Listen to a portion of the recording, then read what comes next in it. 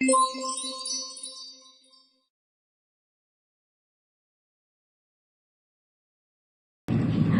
kesempatan kali ini, kami akan memaparkan proses pengambilan keputusan manajemen operasi produk kami dari perencanaan sistem dan pengoperasian keputusannya. Sebelum masuk ke materi, izinkan kami memperkenalkan diri terlebih dahulu. Perkenalkan, nama saya Dira Margareta dengan NIM 120113511. Perkenalkan, nama saya Nyima Saustina Amelia Salsabila dengan NIM 120113534. Perkenalkan, nama saya Rahmawati, NIM 120113545. Baik, selanjutnya saya akan memaparkan terkait dengan gambaran produk kami yaitu hairbrush yang merupakan kebutuhan setiap pengguna makeup karena hairbrush menciptakan brush makeup yang sempurna untuk para pengguna makeup. Setiap bermakeup dibutuhkan minimal 3 jenis brush makeup untuk mengaplikasikan makeup pada wajah. Sedangkan nantinya hairbrush akan menciptakan 10 jenis brush makeup yang tentunya akan mempermudah para pengguna makeup. Hairbrush juga menggunakan bahan dasar sintetis yang tentunya aman untuk digunakan. Selain menghindari penggunaan bulu hewan, penggunaan sintetis juga dikenal sangat awet, hemat, dan tahan lama. Selain itu, produk hairbrush juga lebih mudah untuk dibersihkan dari sisa-sisa makeup ketimbang dengan produk lainnya. Di sini saya akan menjelaskan tentang kapasitas. Kapasitas adalah hasil produksi atau jumlah unit yang dapat ditahan, diterima, disimpan, ataupun diproduksi dalam periode waktu tertentu. Kapasitas akan memengaruhi sebagian besar biaya tetap, menentukan permintaan, atau jika ada fasilitas yang berlebih. Misalnya, jika fasilitas terlalu besar, maka sebagiannya akan menganggur dan akan membutuhkan biaya tambahan. Sedangkan, jika fasilitas yang ada tersebut kecil, maka pelanggan atau pasar keseluruhan akan hilang. Kapasitas ada yang dinamakan perencanaan kapasitas, yaitu proses untuk memutuskan kebutuhan kapasitas produksi oleh suatu perusahaan untuk mempertemukan perubahan permintaan produk. Tujuan dari perencanaan kapasitas ini adalah untuk mencapai tingkat utilitas dan pengembalian investasi yang tinggi, di mana penetapan ukuran fasilitas sangat menentukan. Namanya efisiensi dan utilitas. Utilitas adalah persentase kapasitas desain yang sesungguhnya telah dicapai, sedangkan efisiensi adalah persentase kapasitas efektif yang sesungguhnya telah dicapai.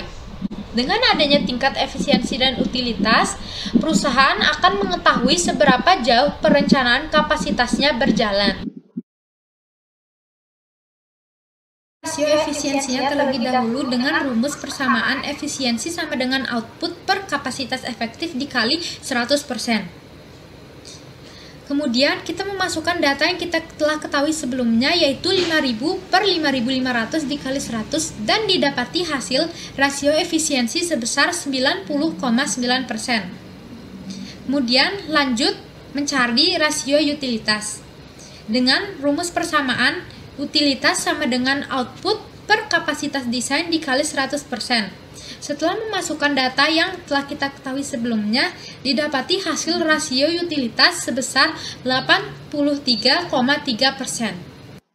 Ada yang dinamakan dengan analisis break-even point atau BEP, yaitu cara perusahaan untuk menentukan kapasitas yang harus dimiliki agar mendapat keuntungan.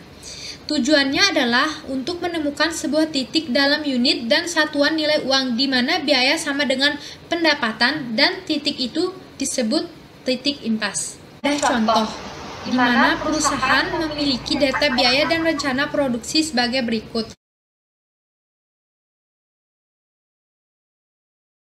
Cari BEP unit dengan rumus total biaya tetap per harga jual per unit min biaya variabel per unit. Setelah memasukkan data yang kita ketahui sebelumnya, didapati hasil BEP unit sebesar 4.000 unit. Kemudian kita mencari BEP rupiah dengan rumus total biaya tetap per harga jual per unit min biaya variabel per unit dikali harga jual per unit. Setelah memasukkan data sesuai dengan yang kita ketahui sebelumnya, didapati hasil BEP rupiah sebesar 340 juta. Jadi, kapasitas yang harus dicapai agar perusahaan mencapai keuntungan harus melebihi 4.000 unit dan penjualan lebih dari 340 juta. Lokasi perusahaan adalah tempat di mana kegiatan operasional akan dilakukan. Nah, untuk produk Harbrush sendiri kami memilih 3 tempat. Yang pertama ada Surabaya, Sleman, dan juga Denpasar. Di Surabaya itu karena terdapat bahan baku, serta tenaga ahli, dan juga akses transportasi yang mudah. Lalu di Sleman kami rasa biaya hidup di sana cukup murah, dan di Denpasar sendiri kami yakin banyak tenaga ahli di sana, dan juga biaya transportasi yang murah. Dari 3 tempat tersebut, untuk menentukan pemilihan lokasinya, kami menggunakan metode beban skor, di mana metode penentuan lokasi pabrik akan dilakukan secara kualitatif. Metode ini sangat mudah digunakan, tetapi penilaiannya sangat subjektif. Metode ini dilakukan dengan memberikan skor untuk setiap faktor yang dinilai terhadap alternatif lokasi pabrik. Dari berbagai macam faktor yang dinilai, diberikan bobot berdasarkan tingkat kepentingan masing-masing faktor. Faktor yang dianggap penting diberikan bobot yang paling tinggi, sedangkan faktor lain dibobotnya lebih kecil. Untuk mendapatkan alternatif lokasi yang terbaik, dilakukan dengan penggalian antara skor dengan bobot setiap faktor dan nilai beban skor tertinggi merupakan alternatif pilihan lokasi yang paling baik.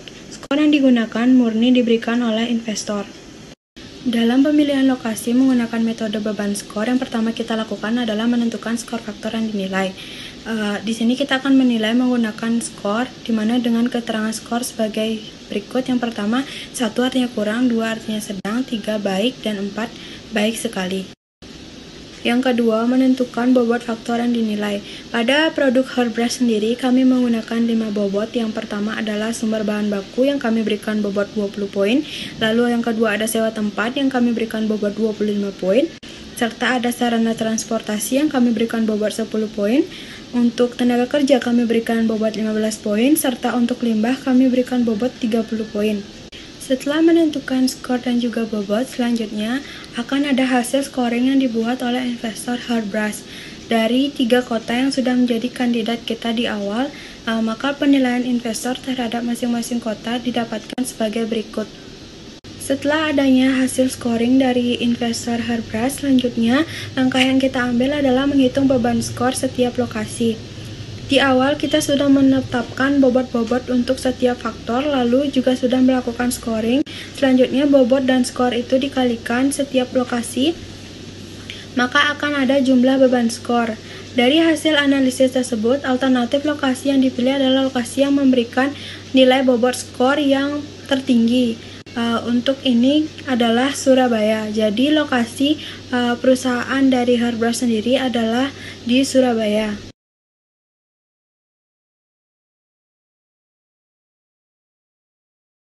Lalu masuk ke pengaturan departemen-departemen.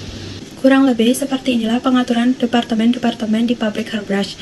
Dalam pabrik proses produksi Harbrush dimulai dari halaman parkir yang memudahkan akses masuk ke area penerimaan, baik itu bahan baku dan lain sebagainya. Lalu material dibawa ke area gudang bahan untuk disimpan sementara. Kemudian dialirkan melalui konveyor ke ruang perawatan. Setelah dari ruang perawatan nantinya akan langsung dibawa ke ruang produksi. Di sanalah material akan dirakit menjadi produk jadi. Kemudian brush akan dialirkan dengan menggunakan fork truck dan selanjutnya digudangkan di gudang produk jadi.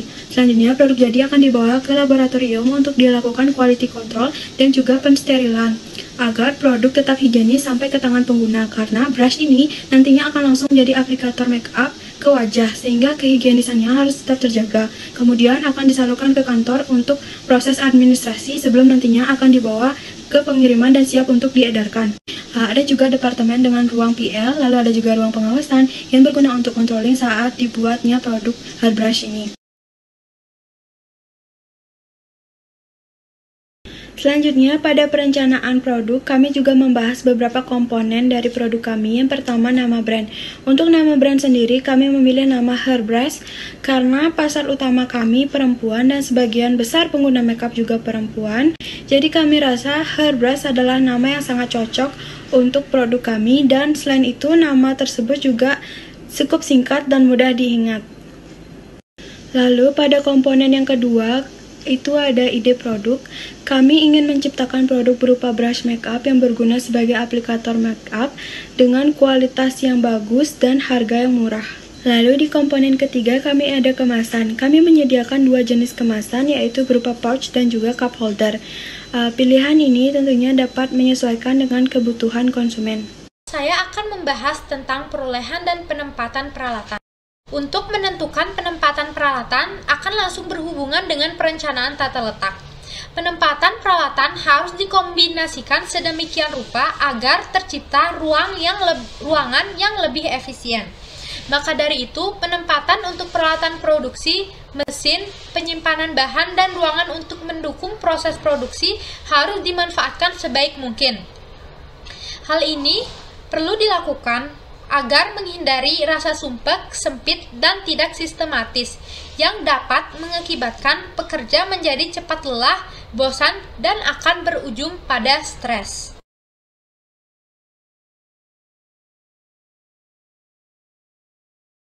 Baik, di sini saya akan menjelaskan tentang proses pengoperasian keputusan brush makeup. Ada 5 komponen pengoperasian keputusan. Yang pertama, sumber daya manusia, yang kedua, persediaan, yang ketiga, penjadwalan, yang keempat, manajemen proyek, dan kelima, jaminan mutu. Yang pertama, sumber daya manusia. Dalam proses pembuatan brush makeup diperlukan seseorang yang kompeten dalam bidangnya. Dalam hal ini, wanita diprioritaskan sebagai tenaga untuk pembuatan brush makeup. Karena wanita dikenal dengan tangan yang lebih telaten dibanding pria. Selain tenaga untuk membuat produk tersebut, diperlukan juga beberapa ahli dalam bidang ini sebagai quality control untuk memastikan bahwa produk sudah sesuai dengan kualitas untuk siap diedarkan. Yang kedua, ada persediaan. Ada beberapa persediaan yang diperlukan dalam produksi barang tersebut, yaitu persediaan bahan, persediaan komponen, dan persediaan barang jadi. Untuk persediaan bahan seperti serat nilon atau serat polyester sebagai kuas, lalu untuk persediaan komponennya yaitu plastik, yang sudah dibentuk sedemikian rupa untuk menjadi ganggang dari brush makeup tersebut. Lalu ada persediaan barang jadi, yaitu produk yang sudah melalui tahap proses dan sudah lolos quality control. Yang ketiga, ada penjadwalan. Produk ini menggunakan tipe penjadwalan flow shop, artinya proses pembuatan produk tersebut melalui proses secara bertahap. Yang pertama, bahan mentah diproses hingga menjadi helaian benang. Yang kedua, lalu helaian benang dipotong sesuai ukuran. Yang ketiga, lalu helaian tersebut disatukan berdasarkan ukuran brush hingga menjadi kuas. Yang keempat, lalu kuas ditempel di ujung ganggang, lalu dijepit dengan aluminium. Selain itu, dengan tipe penjadwalan ini, produk dapat diproduksi secara massal. Yang kelima, yaitu jaminan mutu. Dalam proses produksi, ada satu tahap khusus yang berfungsi untuk memastikan kualitas produk sudah sesuai pasar, yaitu quality control. Brush makeup diseleksi sedemikian rupa dilihat dari kelembutan kuas, panjang kuas, kekuatan ganggang, dan ketahanan kuas. Selanjutnya ada manajemen proyek. Dalam melaksanakan proyek ini ada beberapa hal yang harus diperhatikan. Pertama, kita harus bisa menyelesaikan proyek secara tepat waktu agar bisa lanjut ke proyek selanjutnya. Dan dengan menyelesaikan proyek secara tepat waktu, kita tidak akan menambah anggaran lagi. Kedua, kita harus mengelola resiko dan cepat memperbaiki kesalahan ataupun kelalaian yang telah dilakukan selama menjalankan proyek. Ketiga, kerjasama antar tim dan kualitas dari masing-masing anggota yang harus mengambil peran, sehingga proyek akan berjalan dengan baik. Keempat, kita harus membuat perencanaan yang tepat dengan memaksimalkan kualitas dan kapabilitas dari awal proyek hingga selesai. Kelima, kita harus meminimalkan pengeluaran anggaran agar dana yang dikeluarkan tidak terbuang percuma. Dengan memperhatikan aspek-aspek tersebut, perusahaan kami akan memperoleh tingkat keuntungan tertentu dan bisa memberikan pelayanan yang baik. Jadi, dari pembahasan di atas dapat disimpulkan bahwa pengambilan keputusan adalah sarana untuk mencapai tujuan atau memecahkan suatu masalah, hasil dari proses yang dipengaruhi oleh berbagai kekuatan. Keputusan harus dianggap sebagai sarana, bukan hasil. Keputusan adalah mekanisme organisasional dengan bentuk usaha untuk mencapai suatu tujuan yang tertentu. Setiap keputusan merupakan hasil dari suatu proses dinamik yang dipengaruhi oleh berbagai kekuatan. Sekian pembahasan yang bisa kami sampaikan, semoga bermanfaat untuk teman-teman dan ibu dosen sekalian. Mohon maaf bila ada tutur kata ataupun tindakan yang kurang berkenan. Dengan ini kami ucapkan terima kasih.